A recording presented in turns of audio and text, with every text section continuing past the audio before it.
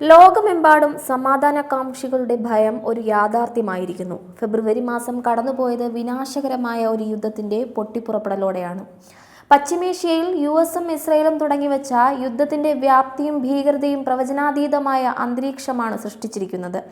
ഇറാനിലെ ഹോർമുസ്ഗാൻ പ്രവിശ്യയിലെ പെൺകുട്ടികളുടെ പ്രൈമറി സ്കൂളിനുമേൽ ബോംബ് വർഷിച്ച് 100-ലധികം കുഞ്ഞുങ്ങളെ കൊന്നൊടുക്കിക്കൊണ്ടാണ് ഇസ്രയേലി യുദ്ധ ഭീകരത അരങ്ങേറിയത്. ഇറാനിൽ ഭരണമാറ്റത്തിന്റെ പേരിലാണ് നിരപരാധികൾ കൂട്ടക്കൊല ചെയ്യപ്പെട്ടത്. ഇറാന്റെ ആണവശേഷിയുടെ പേരിൽ യുഎസും ഇസ്രയേലും പാശ്ചാത്യ ശക്തികളും പതിറ്റാണ്ടുകളായി തുടർന്നു വരുന്ന നിഴൽ യുദ്ധമാണ് എല്ലാ മറകളും നീക്കി പൂർണ്ണ തോതിലുള്ള യുദ്ധമായി രൂപാന്തരം പ്രാപിച്ചിരിക്കുന്നത്.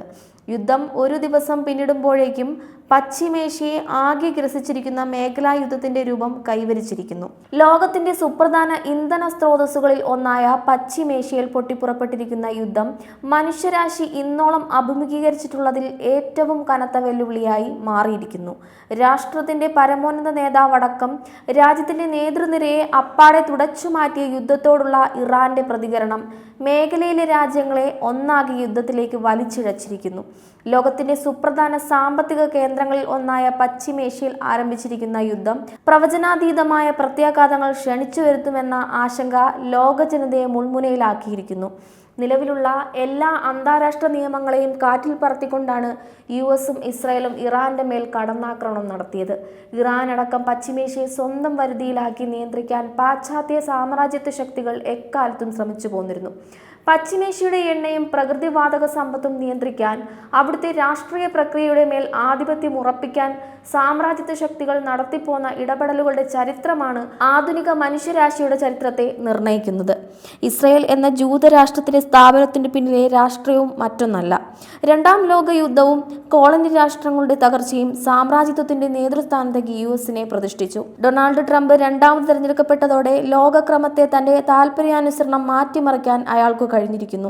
രണ്ടാം ലോക മഹായുദ്ധത്തിനു ശേഷം ലോക രാഷ്ട്രീയ ക്രമത്തിന്റെ കേന്ദ്രസ്ഥാനത്തുണ്ടായിരുന്ന ഐക്യരാഷ്ട്രസഭ ദുർബലവും അപ്രസക്തവുമായിരിക്കുന്നു.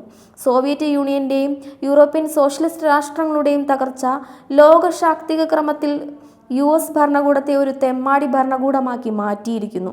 അന്താരാഷ്ട്ര നിയമങ്ങളെയും കീഴ്വഴക്കങ്ങളെയും കാറ്റിൽ പറത്തി ഏത് രാജ്യത്തും കടന്നുകയറാനും അത്തരം അതിക്രമങ്ങളെ കയ്യൂക്കിന്റെ ഭാഷയിൽ ന്യായീകരിക്കാനും ട്രംപ് ഭരണകൂടം മുതിർന്നിരിക്കുന്നു.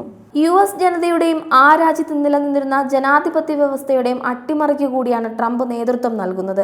യുഎസ് ജനാധിപത്യത്തിന്റെ പുനഃസ്ഥാപനത്തിലൂടെ ഇന്നത്തെ ദുരവസ്ഥയ്ക്ക് പരിഹാരം കാണാൻ കഴിയും. ഒരു സ്വതന്ത്ര പരമാധികാര രാഷ്ട്രമായ ഇറാന് നേരെ സാമ്രാജ്യത്വ യുഎസും സയനിസ്റ്റ് ഇസ്രായേലും തുടരുന്ന ആക്രമണത്തെ ശക്തമായ ഭാഷയിൽ അപലപിക്കാൻ പോലും മോഡി ഭരണകൂടം സന്നദ്ധമായിട്ടില്ലെന്നത് ഒരു ജനാധിപത്യ രാഷ്ട്രമെന്ന നിലയ്ക്ക് ഇന്ത്യക്ക് അപമാനകരമാണ്.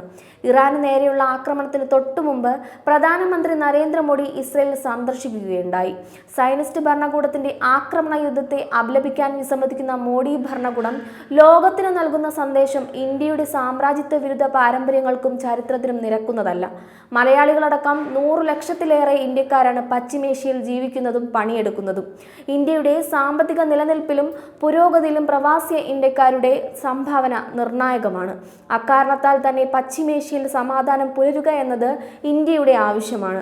ഇന്ത്യയുടെ സാമ്പത്തിക നിലനിൽപ്പിലും പുരോഗതിയിലും നിർണായക പങ്കുവഹിക്കുന്ന ഭൗമ മേഖലയാണ് പശ്ചിമേഷ്യ. നമ്മുടെ ആഭ്യന്തര എണ്ണ, പ്രകൃതിവാതക ആവശ്യങ്ങളുടെ ഗണ്യമായ പങ്കിന് നാം ആശ്രയിക്കുന്നത് പശ്ചിമേഷ്യൻ രാജ്യങ്ങളെയാണ്.